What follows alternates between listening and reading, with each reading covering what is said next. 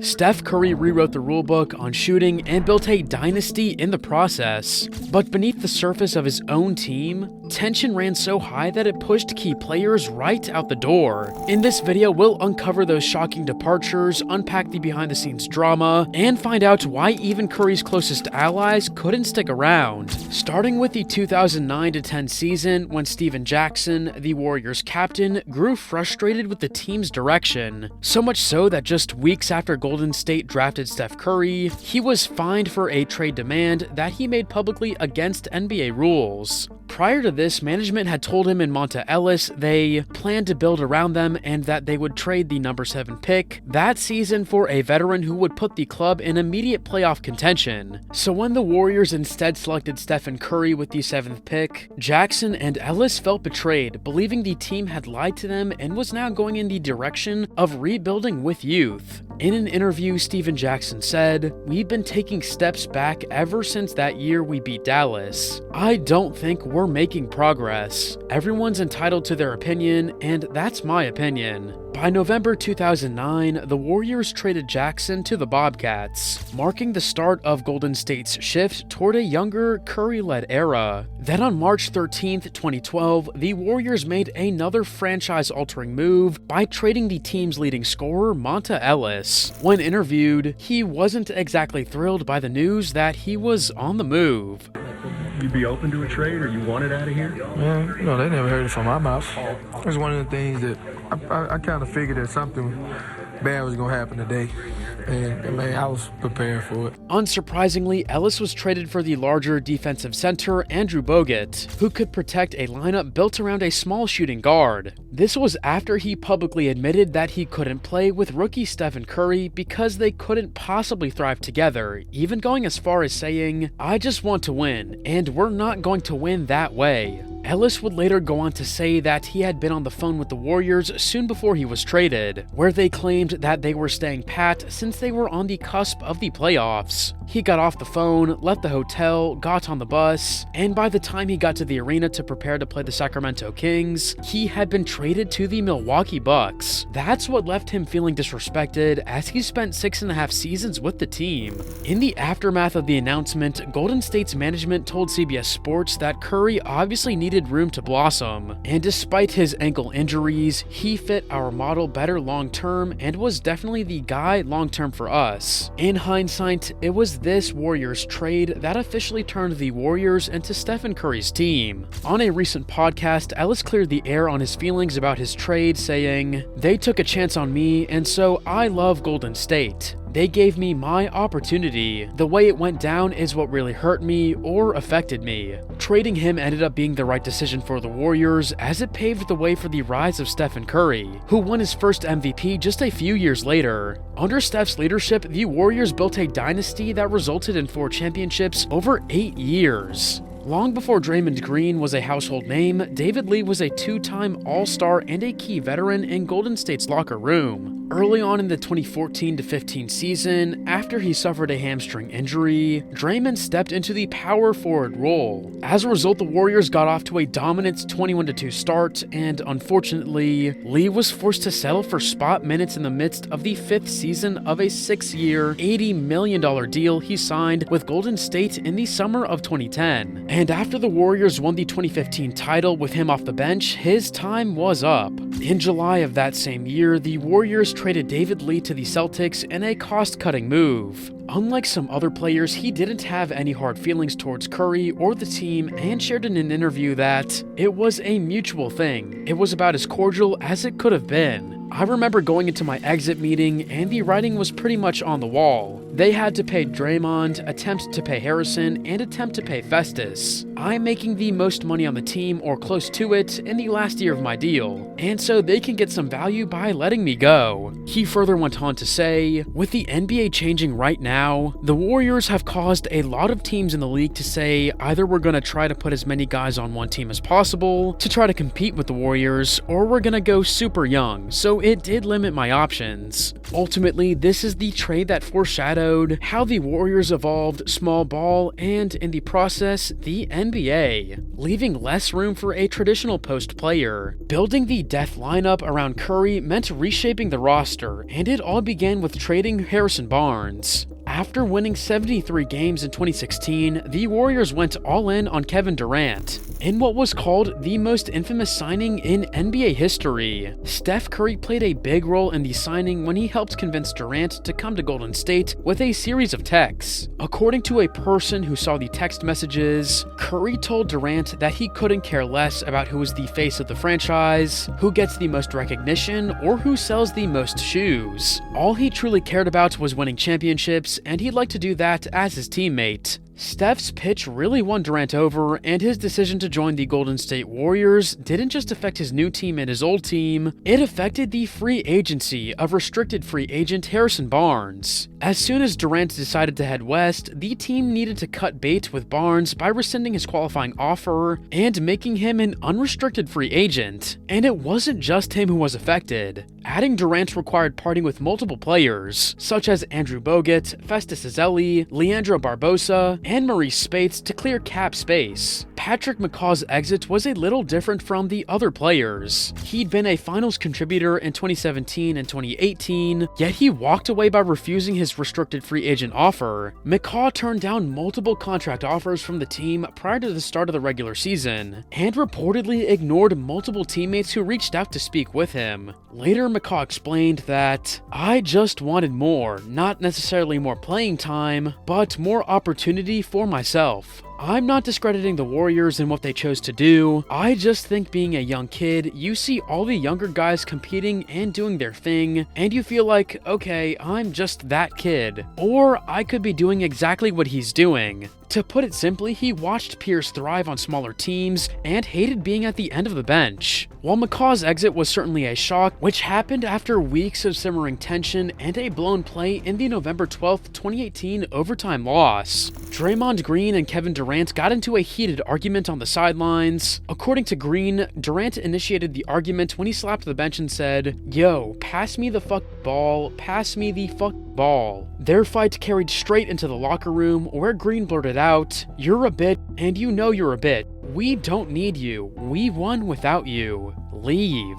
Pointing out that Curry, Clay, and himself had won it all in 2015 before Durant even showed up. The exchange got so heated that Green was suspended one game without pay for conduct detrimental to the team. Publicly, the Warriors tried to play it down, but Durant later admitted, "I just didn't like how all of that, just the vibe between all of that, it just made shit weird to me. I'd rather us be who we say we are. Family first, communication is key. We didn't show that. And that's what rubbed me the wrong way more than anything." In another interview, he confirmed that the Draymond Green altercation factored into his decision to leave the Warriors in the summer of 2019. After 3 short seasons with the team, Durant decided to sign with the Brooklyn Nets instead, bringing the super team era to an untimely end. Many around the league pointed to Golden State always being Steph's team as a key factor in his departure. More specifically, Durant envisioned himself becoming close with Curry, and that never ended up happening. He also later explained his decision to the Wall Street Journal, noting he never felt accepted as a member of the Warriors. Curry, Thompson, and Green are all homegrown talents, and he never felt he had the same cash as those three and Andre Iguodala. Even at the 2018 parade, executive Bob Myers made an offhand comparison between Curry and Durant, which raised a couple of eyebrows. Because I think last year he told Steph he could have any contract he wants too, so... Well, yeah, that was different. He's been here from the run, the way before days. He's earned it.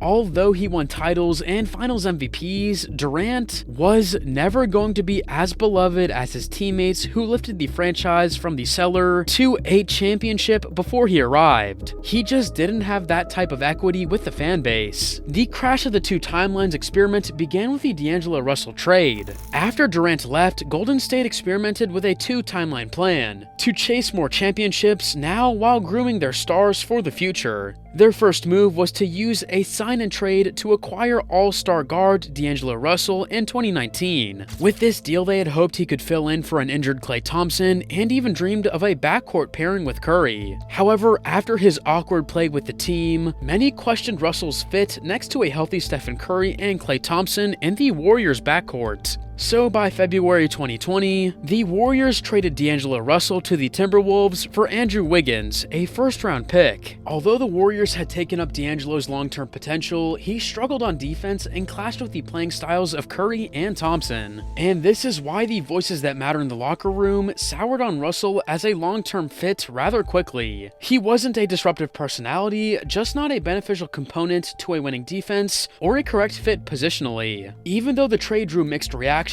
because of Wiggins' large contract, the Warriors were convinced his size and game matched what Curry needed. In the 2020-21 season, the Warriors added Kelly Oubre Jr. to cover for the injured Klay Thompson, and Oubre showed brief moments of really good play, but also struggled at times. When Thompson was set to return, the team planned to move Oubre to the bench, and Oubre wasn't happy. In response to the idea, he told Yahoo Sports, "It put fire in my heart. It added fuel to the fire. Being 25 years old, the way my career has shaken out, the growth that I've shown in my career to go from the 15th pick to continuously having numbers grow each and every year, and my role and my opportunity grow each and every year, to have a year where my opportunity is lessened. Then as the year goes on, I'm put into this category of trying to play for the future when I haven't been able to show what I can do on the large scale. Yeah, it is unfair." That summer, he signed with the Charlotte Hornets so he could start, and the move indicated that he didn't want to stay in Curry's or the Big Three's shadow. In keeping with the two-timeline plan, the Warriors made a big move in the 2020 draft.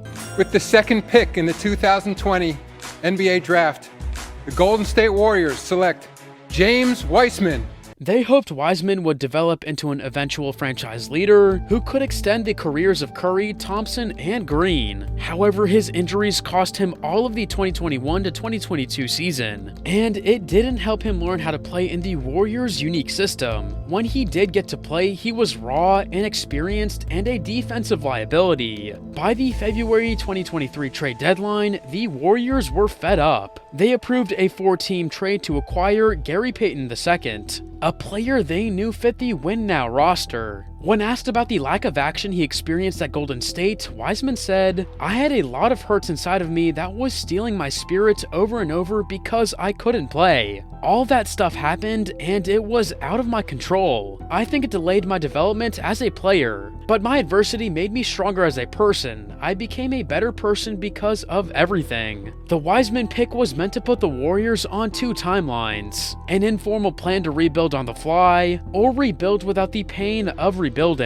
Unfortunately, the plan was largely unsuccessful, and the gamble with a young player didn't pay off, leading the team to seek out players who could help Curry win right away rather than projects who might pay off later. Before the 2022-23 season, trash talk and contract tensions between Draymond Green and Jordan Poole finally boiled over in practice. Unsurprisingly, these shocking incidents dominated headlines and fractured the Warriors' chemistry, ending their season in a second-round playoff loss to their longtime rival LeBron James and his LA Lakers. It made the first time the Warriors lost in the playoffs under Steve Kerr. When questioned about the real reason why he punched Poole, Green said, "I know I was wrong, but you can't call a man a B-word and push him and not get hit either." Curry, as the captain and franchise leader, stepped up to play peacemaker. He publicly defended Poole by calling rumors about his attitude absolute BS, and also stressed Green's importance to the team. He went further on to say, "I'm trying to be a connector. You realize what conversations need to be had. My job is to maintain the joy, but also the expectation that we can get through it. You just have to be able to deal with reality as it is, and that's kind of my job as leader of the team." Still, teammates say the season felt off, and Coach Kerr said there was no hiding from it, because anytime some trust is lost, then it makes the process much more difficult, and there was some trust lost. That's as blunt as I can be.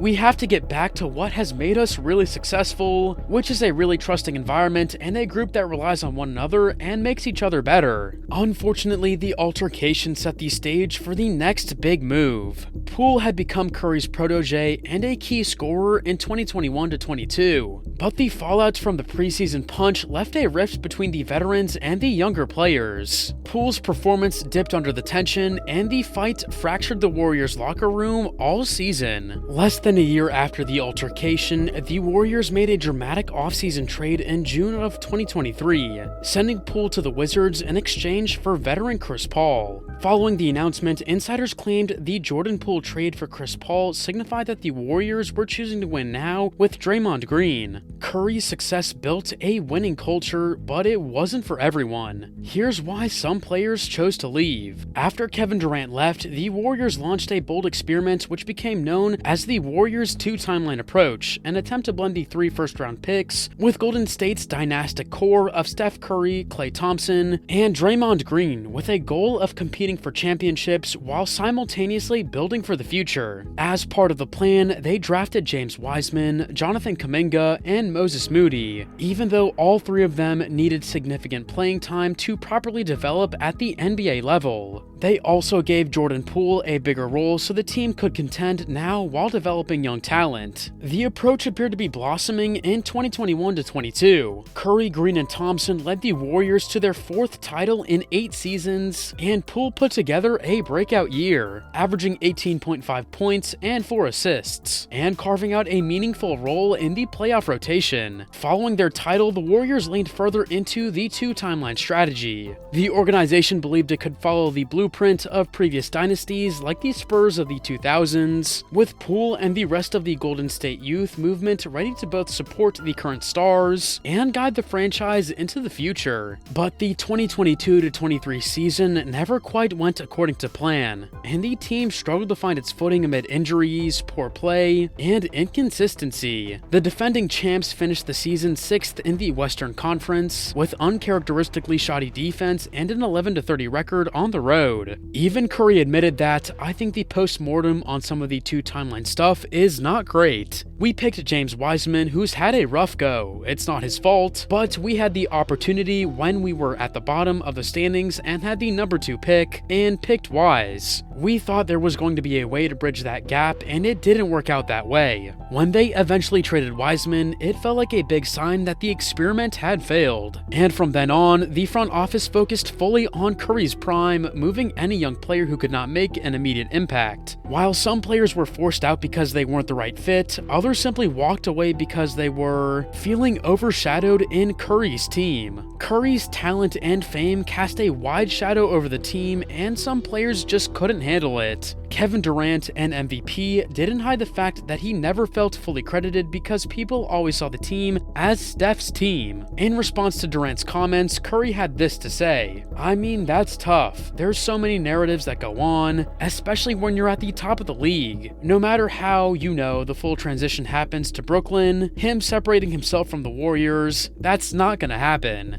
I think he knows what we were about as teammates, what we were about as friends on and off the court. And again, nobody is going to take away the accomplishments we had. But at the end of the day, whatever he needed to do to make that decision, and however he wants to explain that, that's just what's going to happen." Even younger players like Patrick McCaw and Kelly Oubre Jr. also moved on to chase bigger roles. McCaw wanted more opportunity to prove himself and was adamant about not going back to the Warriors. And Oubre made it known he wasn't willing to take on a bench role and that he felt blessed to be an unrestricted free agent. On the other hand, James Wiseman dreamed of getting any chance to play, but because he never got enough time to develop, the team traded him for a veteran. With Curry leading, the other stars following, and the role players in support, the team's hierarchy was pretty clear. Jordan Poole even joked that Draymond was just an expensive backpack for 30, suggesting some felt they were just riding Curry's coattails. From bench players to emerging talents, while many left in search of a bigger spotlight or more responsibility than was possible under Steph's dominance, others fell victim to the roster moves around Curry's prime. The Warriors have often made tough decisions to build around Curry's shooting and timing, so they moved on from good players who did not fit perfectly. They let Harrison Barnes go so they could sign an even bigger scorer in Kevin Durant, and traded all-star D'Angelo Russell because a wing like Andrew Wiggins fit Curry's style better on defense. Most notably, the Warriors sent Jordan Poole out for veteran playmaker Chris Paul, which showed they were still prioritizing winning now.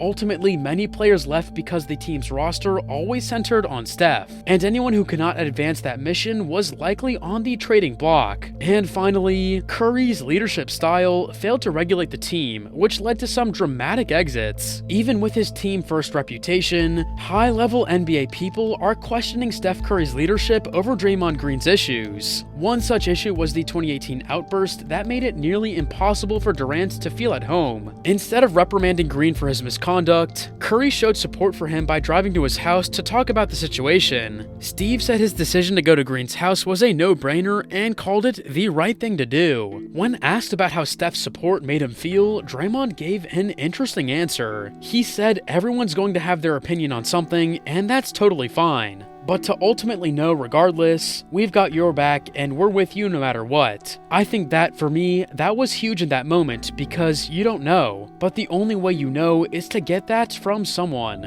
And he's never wavered from that, not for 1 second. Although Curry eventually had a conversation with Durant as well, some viewed his diplomatic intervention as a leadership flaw. Sadly, a 2024 on-court incident involving Green further cast doubt on Curry's ability to lead. Because he wasn't overtly demanding or vocal during the altercation, many in the league questioned his ability to control teammates who stepped out of line. In the end, Golden State built its entire roster strategy around Curry's style, culture, and championship window, a formula that suited certain players but sent others searching for new opportunities. If you enjoyed this video, you'll love these too, and don't forget to subscribe.